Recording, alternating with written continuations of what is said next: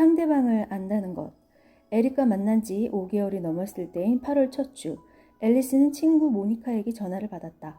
오래전 매사추세츠주에서 열렸던 여름 캠프에서 처음 만났고 지금은 네덜란드에 사는 친구였다.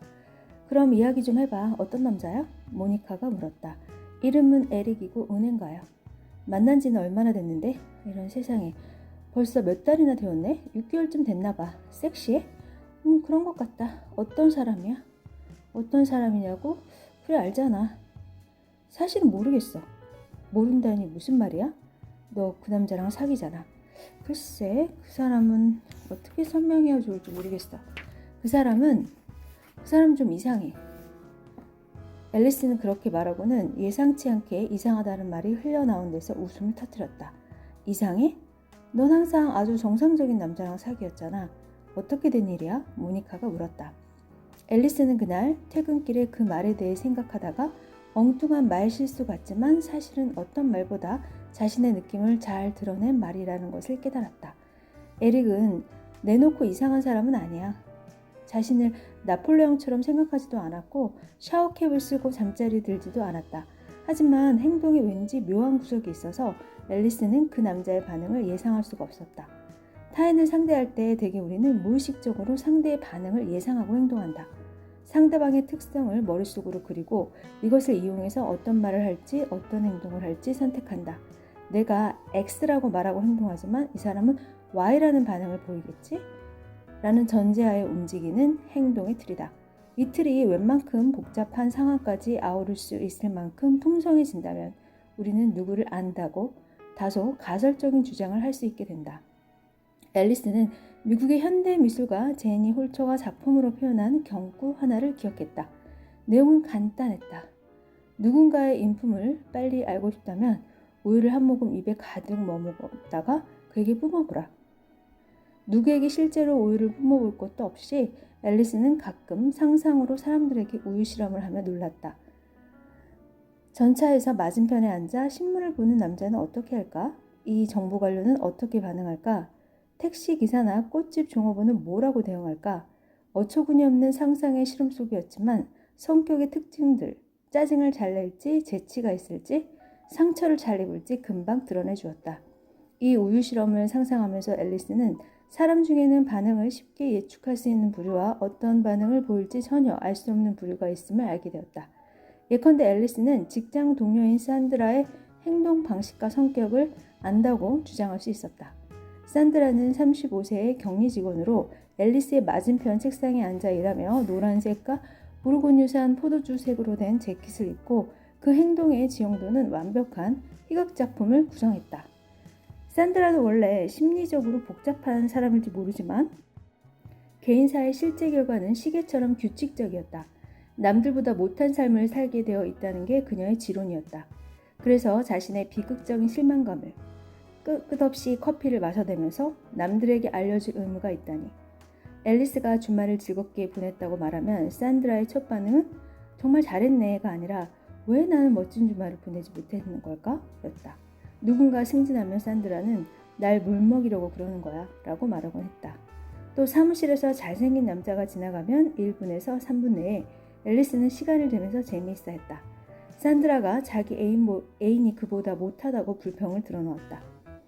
그녀의 남자친구는 과체중인 전기 기술자로 워낙 별 볼 일 없는 남자라서 정신이 바로 박힌 사람이라면 산드라가 왜 그와 만나는지 궁금할 지경이었다.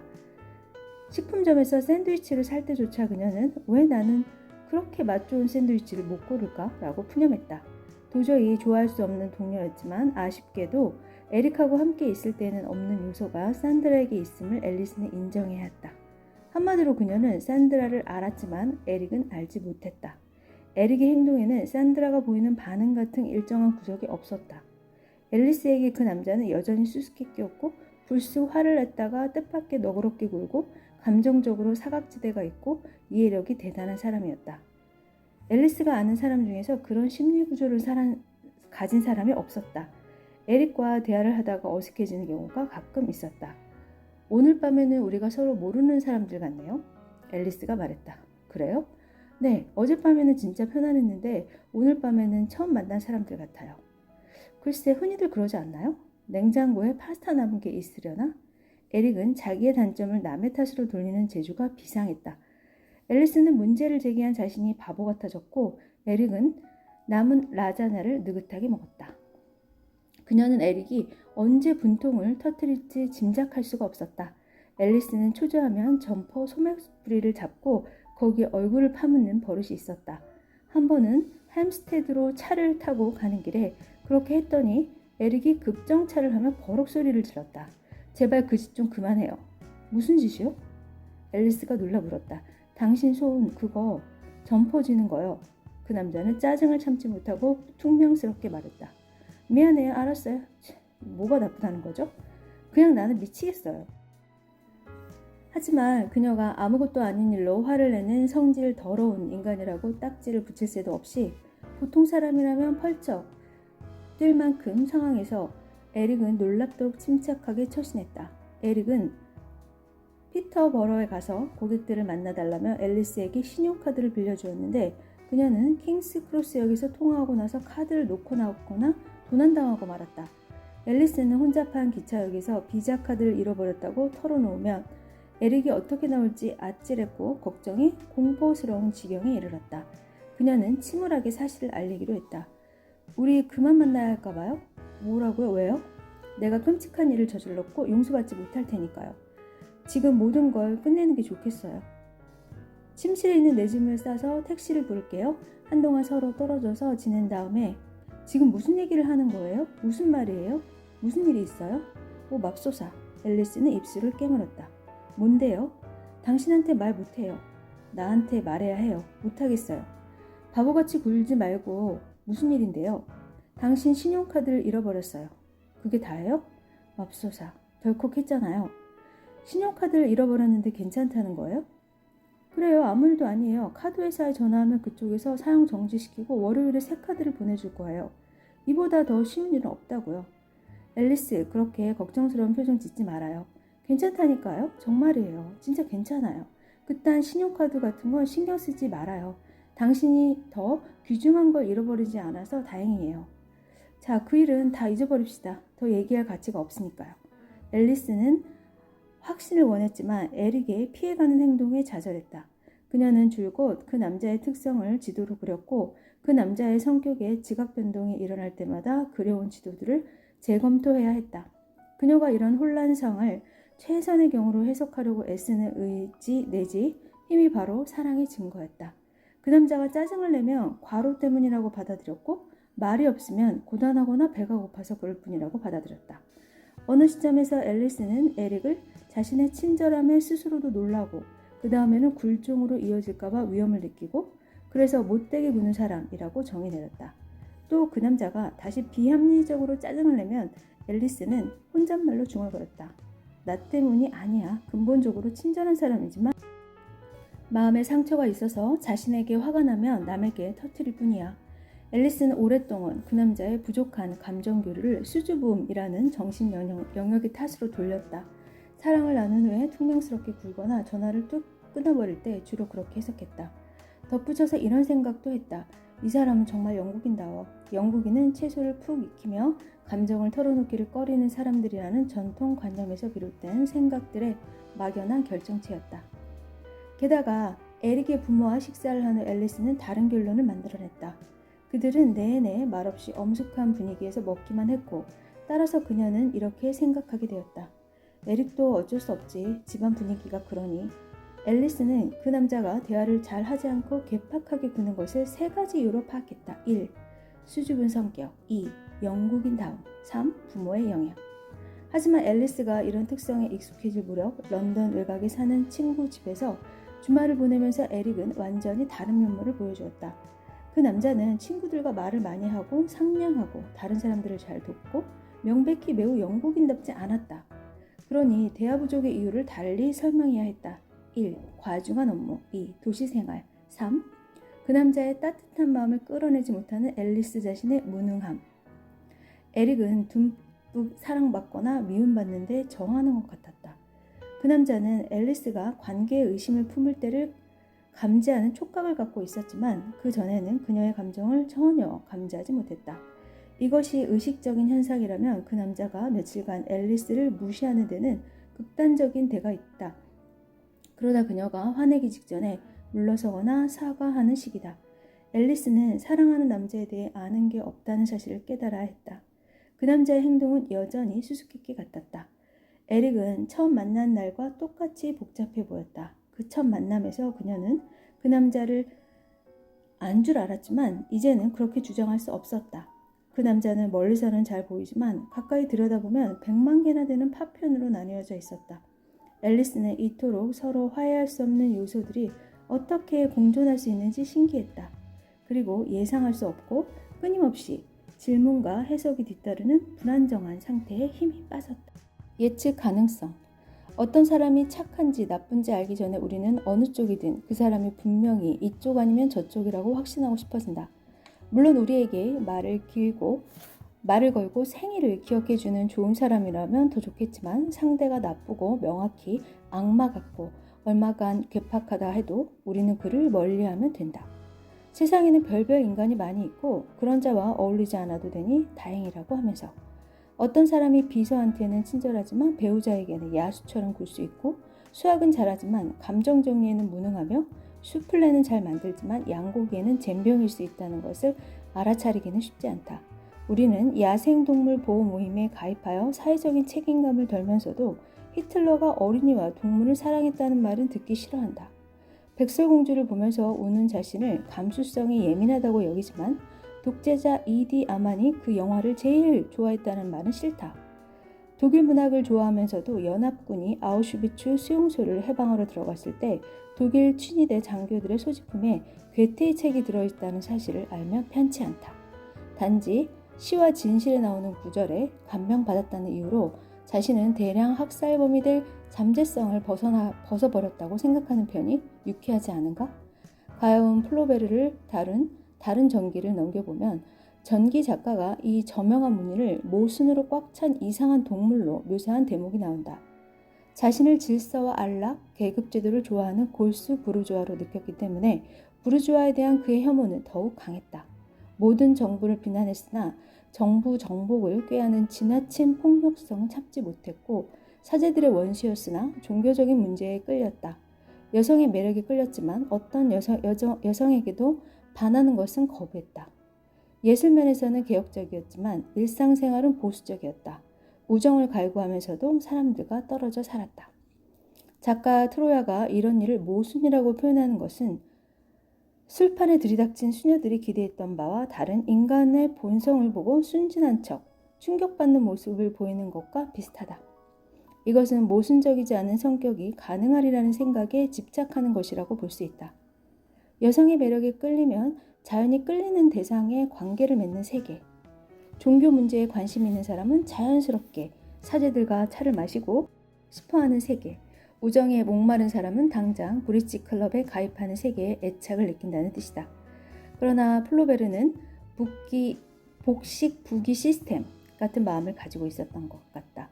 그의 마음에서는 병존할 수 없는 요소들이 기찻길처럼 평행을 달렸다.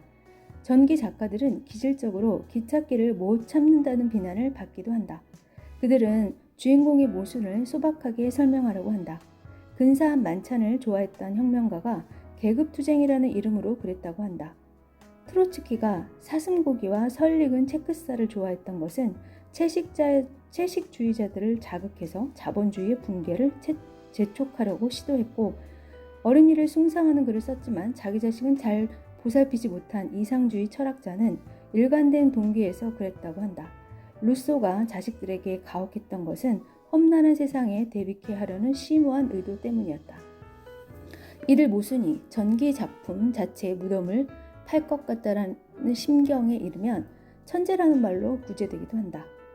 플로베르는 모순된 사람이었지만 덕분에 감정교육 같은 작품을 쓸 수 있었다. 피카소는 아내들에게 못되게 굴었지만 중요한 작품을 그렸다.